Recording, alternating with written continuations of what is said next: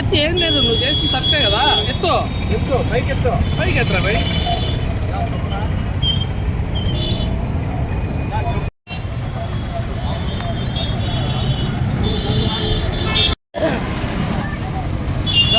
నేను మస్తిలోనే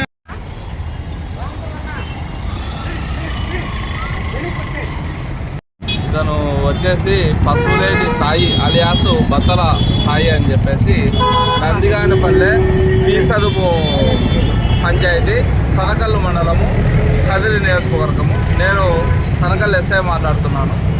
రీసెంట్గా ఏమైందంటే ఇతని మీద దగ్గర ఒక 28 దొంగతనం కేసులు, DHP అఫెండరు.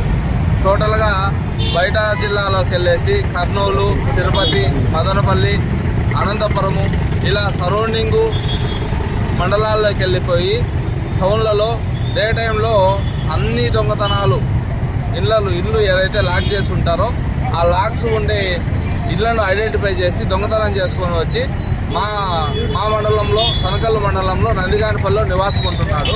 అయితే రీసెంట్గా ఇతని మీద మన జిల్లాలో అయితే ఎటువంటి కేసులు లేవు, కానీ ఇక్కడ దీని దగ్గర తనకల్లు మండలంలో నందిగానపల్లిలో ఒక కత్తి తీసుకొని ఒక లేడీ ఇంటి దగ్గరికి వెళ్ళి హ్యాండర్తో నిన్ను చంపేస్తాను అని చెప్పేసి బాగా బెదిరించడం జరిగింది.